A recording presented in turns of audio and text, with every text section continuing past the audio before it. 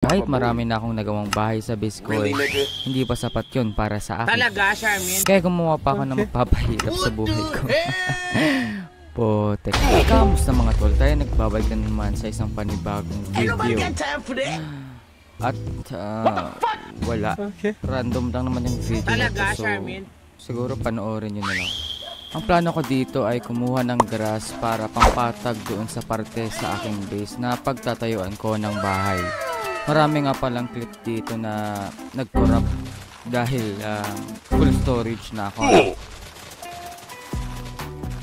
Dito ay pinapatag ko na yung lugar kung saan ako magtatayo ng base. At sobrang tagal para lang maayos ko yung itsura nito. Dahil matagal-tagal itong ginagawa natin, siguro iti-timelapse ko na lang para hindi naman kayo maboard or maboard.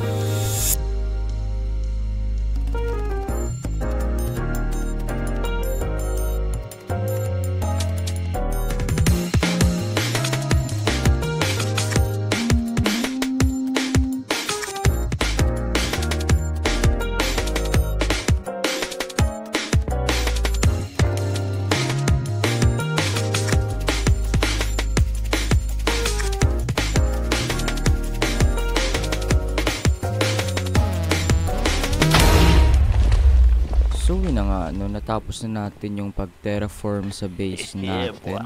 So ang pinaka-plano ko lang naman is dito sa part na to, dyan ko gagawin yung windmill tsaka yung bahay na pinaplano ko. Dito sa part na yan, dyan ko ilalagay yung windmill. Dyan naman is yung bahay ng farmer. Then may iniisip pa ako na maglagay dito ng parang pathway. So ang pinaka kailangan natin ngayon is mga gamit. Pero kung makikita nyo naman wala kang kagamit-gamit na dala. So punta muna tayo sa chest kung saan ako naglalagay ng gamit. Ayan yung mga stones na pwede natin gamitin sa gagawin natin. Then ayan naman yung mga kahoy. Yan naman is ang mga gamit na nakuha ko sa Asian something na pinuntahan namin ng kaibigan ko. And then nakita ko nasira na yung pickaxe ko and pasira na pala actually. And pumunta ako sa villager namin para ma-fix ito gamit ang XP. Kasi nung pagpunta ko konti lang pala yung paper na nandoon. So ang plano ko is mag-AFK na lang hanggang sa mapuno yung mga chest. Then napansin ko na parang hindi dumadagdag yung paper na meron ako. Kaya tinignan ko gamit ang free cam kung may nasira pa dito. So tama nga ako. Nasira yung pag-collect ng mga sugarcane para maging paper. Kaya binuksan ko ito. Nagdig lang ako ng konti pero binalik ko rin naman after. So inayos ko lang to ng konti.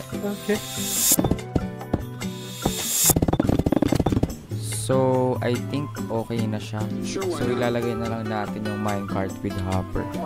Then i-fill up lang natin siya ng grass block para hindi naman halata na may inayos tayo. Chinek ko ulit gamit yung freecam mod ko na nakalagay sa Minecraft ko and nakita ko na yung dalawang hopper na minecart is nagbanggaan. So ang ginawa ko is pinuntahan ko para matignan kung paano nangyari yun and inayos ko na. So yun nga, napaandar ko pala sila. So hinantay ko na lang silang bumalik para masira ko yung isang minecart at mapagana yung isa. Eventually, naayos ko rin yung sugarcane farm and nakapag-lift ko naman ako. So kung titignan mo, puno na ng paper itong farm ko. So maraming beses na akong pwedeng mag-trade sa villager para sa XP and makapag-heal ng mga gamit. So inayos ko lang ng konti yung gamit ko para mas marami akong makuha paper at para mas bulk yung mabili natin na emeralds for XP.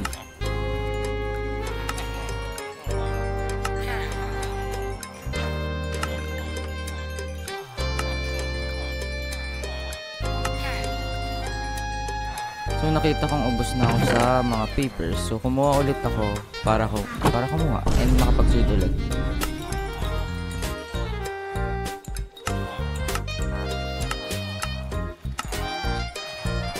So dahil malapit na mahil yung pickaxe ko, nag-trade na rin ako ng XP battle sa cleric para makapag-heal ng pickaxe. So yan. So feeling ko pwede na natin gawin yung plano natin sa video na to. So ang una ko siguro gagawin is yung house ng farmer. So kumuha lang ako ng mga gamit which is yung stone para gawin yung base ng bahay natin, which is yung first floor or yung parang platform ng pagtatayuan ng bahay natin. So wala talaga akong idea kung paano ko gagawin or bubuuin tong farmer house nito. So ang inisip ko na lang is kung paano ako talaga mag-build normally. Okay. So tapos na natin yung unang platform. So siguro magdadagdag na lang tayo dito sa kabila. So yun, mag-add lang tayo dito ng more platform para magiging magiging staircase pataas dun sa pintuan nung natin ng bahay. Natapos ko na rin nga yung pangalawang platform. So i-fill up ko na lang to ng mga stone blocks para naman magkaroon ng mismong platform yung platform natin.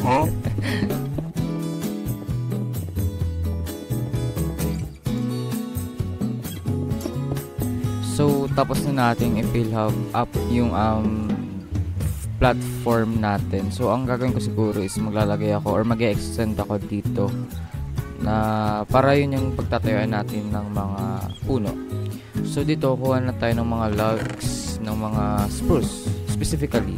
Tsaka kumuha na rin ako ng mga birch para yun yung gagawin nating mismong wall.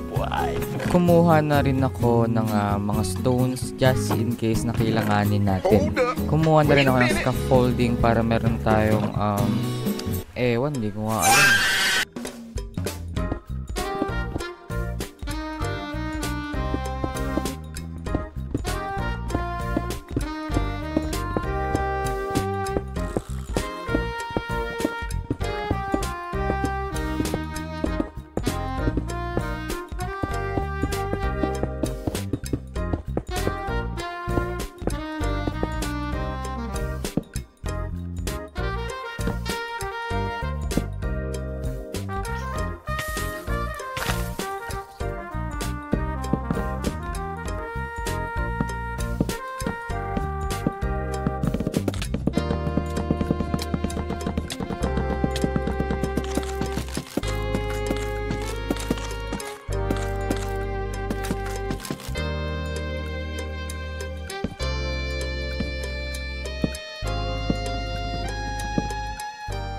At dito na nga yung part na nawala yung mga clips dahil nga nag-crop, dahil nag-full storage ako bigla.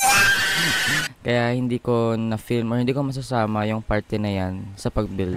Kumuha lang rin ako ng mga warp as bubong sa bahay na gagawin natin.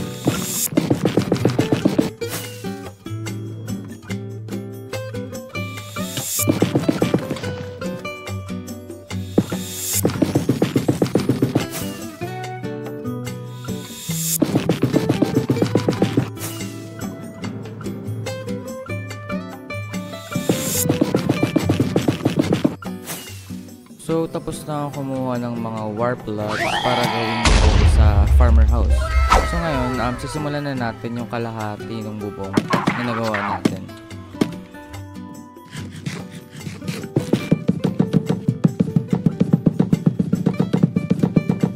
Nag-add lang ako ng different kinds of blocks para magkaroon ng texture yung bubong na gagawin natin.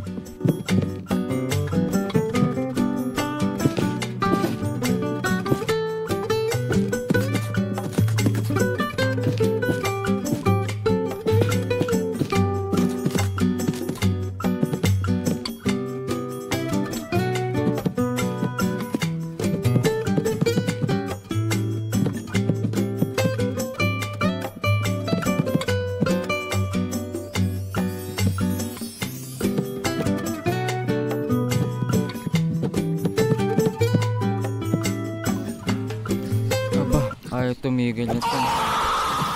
Nagsama ka parang magulang mo. Aba, pinatatlo pa. Nagsama ka parang tatay mo. Ay, puta, may tiyahin pa. Aba, may tita pa. Grabe yun. Chill Daddy, chill. out, dude.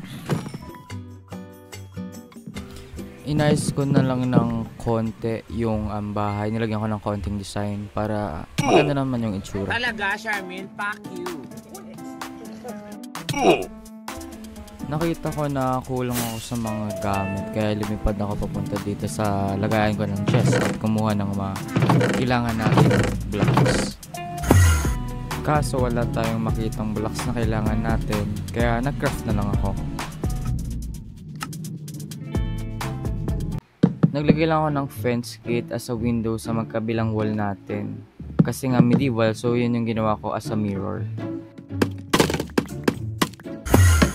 Ito naman yung sinunod ko. Itong dedesignan ko lang tong gilid na to.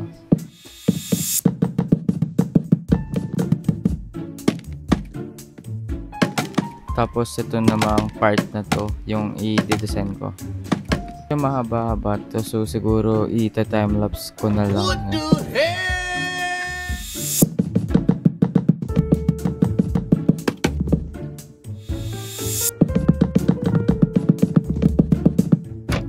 At tapos na agad yan.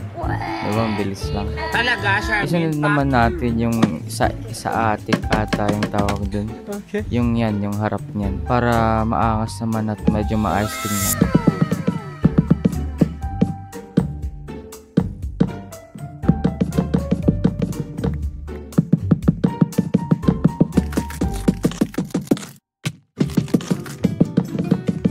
So, tapos ko na. So, ang gagawin naman natin yung kabila naman.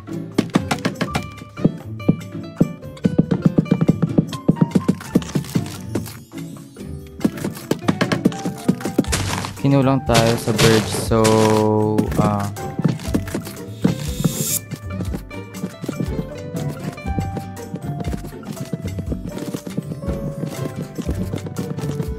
pwede na natin ituloy.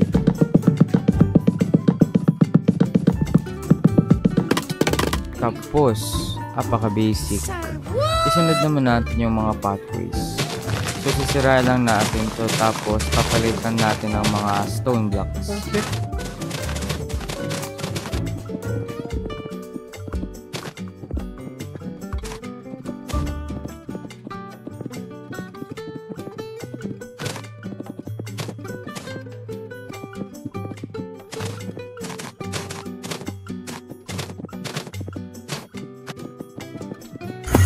Dito sa part na to is nag-corrupt yung file nung time na ni-record ko yung part na yan, which is yung platform.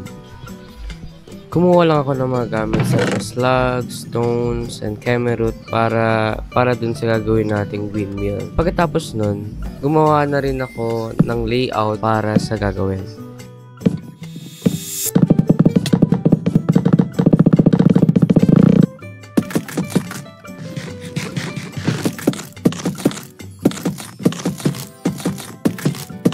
Diba ang bilis lang dahil dun sa timelapse na ginawa ko. Ngayon, kumuha na ako ng mga stones para ilagay dito. Kumbaga yun yung magiging pader niya talaga.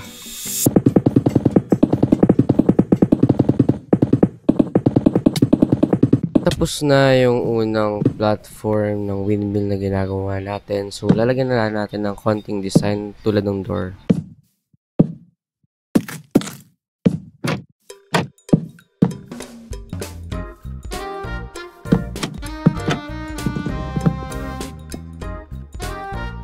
Pagkatapos nun, yung gilid naman nito yung ginawa ko.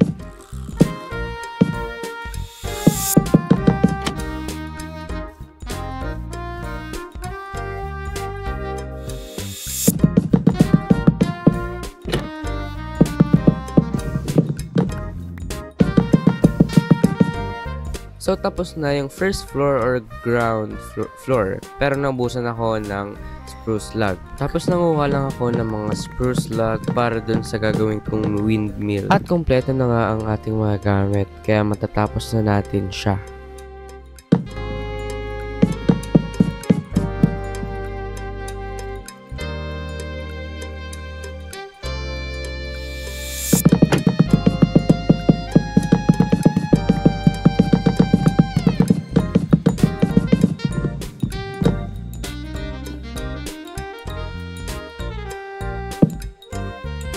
patapos na yung unang parte ng windmill na ginagawa natin.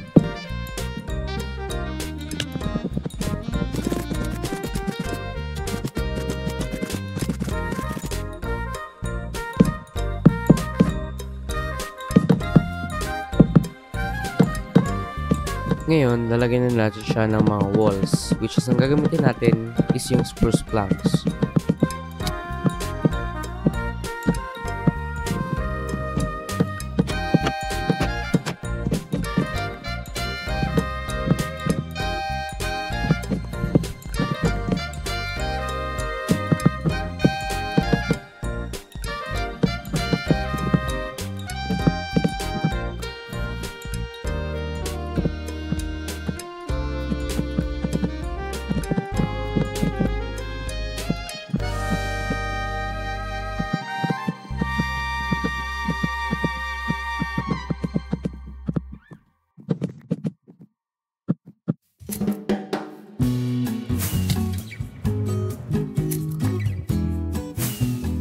Naghanap lang ako ng mga shapes para kumuha ng wool para sa fan ng windmill.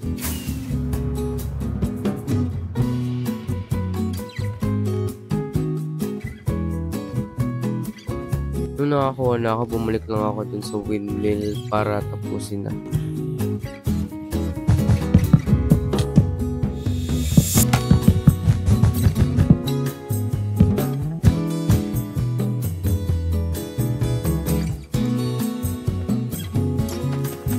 At dito na nagtatapos ang video na to. See you next time at paalam.